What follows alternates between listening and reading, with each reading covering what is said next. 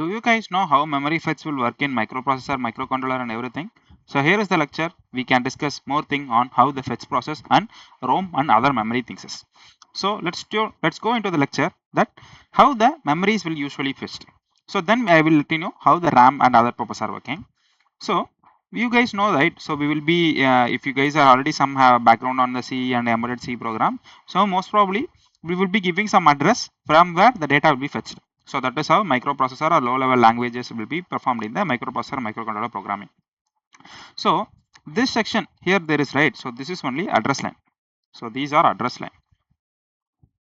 So address line means which will resembles a part of which where we need to fetch the things. So this is the address line.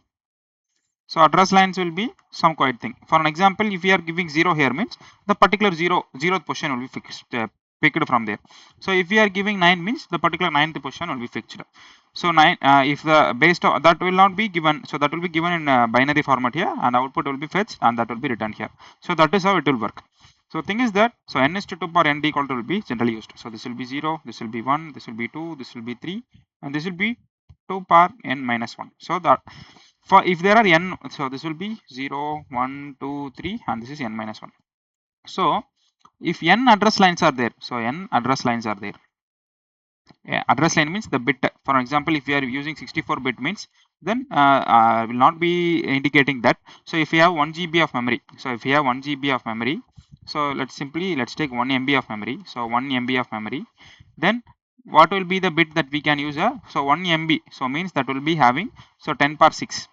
So usually this will be represented with the thing of the thing. So usually we will not do like this. So usually how we will be doing the things is that we will be having 10 power 20. So 10 power 20 number of lines we can use it. So I will be letting you those things just later. So for now we can take a simple example. So let me start with the KB. So if you let me complete this one. If you have n address line, 2 power n addresses can be fetched.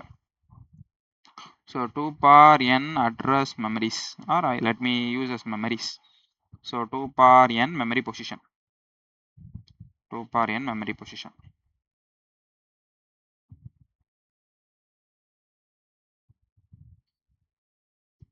Okay, so if 1 KB of memory that you have means, then how many things that 1 KB can be represented as 10 power 2 power 10. So this will not be represented as 10 power 3, so that is decimal. So in this kind of thing, so usually we represent this as 2 power 10. So 1 MB will be represented as 2 power 20. So like that way only we will use. So which will be into 8. So 8 is used to represent bit. So there is byte, so we are converting to bit. So means here the thing that needed is the n will be 10. A number of positions will be 2 power 10. So that is what 1 KB. So this entire location only that they are saying as 1 KB. So 1 KB of memory spaces. So that is why we will be calling like this. So if you have 1 GB or 512 GB, then think how many address lines we need, how many inputs need to be there, or that kind of things we need. So n we will be mapping all with the OR gate. So in order to act that as a buffer and in order to fetch all the information, so usually we connect with the OR gate. Okay, so this is all. So this structure here we have write on structure, right? So this structure is called ROM.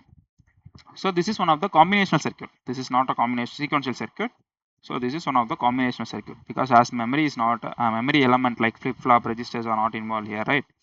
So this is one kind of combinational circuit which contains a decoder at the input stage and OR gate at the output stage. So this is what we will be considering our output. Output will be fetched here. So based upon this, if it is 8-bit, so 8 lines will be there. Okay, so this is what. So here it is 8 resembles that 8 bits. Okay, so at a time it can fetch 8 bits of representation and things from there. Okay, so I hope you guys are able to understand few things, right? So let's see how we can resemble the functions in decoder.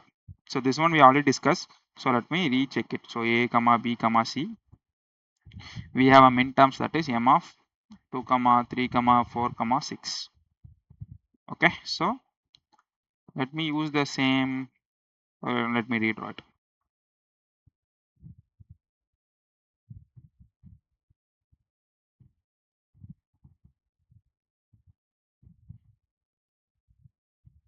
Okay, so this is the decoder that we are having. So this is 3 input. So just we have a 3, so that is a b c.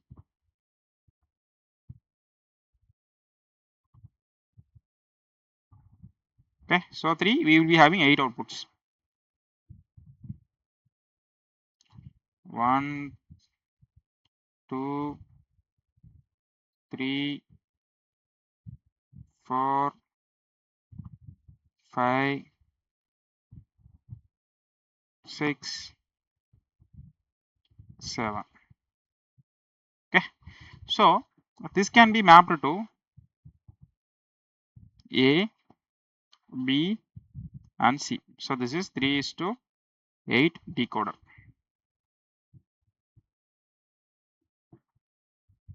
So we need two kind of things. So we need to represent this in a function. So we need one function need to be represented here. So that we are indicating like this. So that function values mapped at what are the values that we are going to see. So this is 0, 1, this is 2, 3, 4, 5, 6 and 7. Okay, so 2. So 2 means we need to connect the output wire or line in the 2. Then 3, 4 and 6. Okay, so these all need to be connected and this will be given to our gate. Okay, so this function which will be true when any of the one output is true here. So for an example, if you are giving 0, 1, 0 means this is a 2. So here the value will be 1 and rest all things are 0. At the time this function will blink. For an example, if we connect with LED, this function will blink. So this is how we can connect any kind of things. So this one can be, this one also one of the ROM. So this ROM size can be written as, so we know that is 3 selection lines. So 8 outputs. So 2 power 3 into how many wires are, how many outputs we took, that is only 1 bit of information. So we can represent this as 1. So the size of this decoder element or this circuit, the ROM circuit, which will be termed as 2 power 3 into 1. Okay, so I hope you guys are able to understand, right? So this is how the ROM structure or any kind of structure and those size can be determined. So, okay, so this is how we can do and we can test our things. So from here we have a quite good idea on how we can implement ROM and those concepts. So this will be, the ROM will be simple structure. So here nothing we need to worry about it. So ROM is nothing but a read-only memory. So where all the buffered are stored memory, that thing we can fetch from that. So that's only. So RAM and those things we will be discussing under combinational circuit, sorry, sequential circuit. So because that is memory rated thing. So the ROM is just a fetch part only. So there will be no need to worry about it. So programmable logic devices, which is PLD. So here the output that we are here, that is a completely wired. That means this end will be soldered. We cannot change it dynamically. So in order to resolve those things, is some dynamic programming logic that they are given. So PLA, PAL. So the thing is that this is programmable logic array. This is programmable array logic. So there is quite difference between both the things that I will be explaining you what is the difference.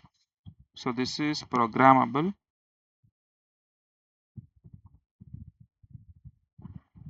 logic array. The box I am going to draw is very important. So please carefully listen it. So programmable array logic.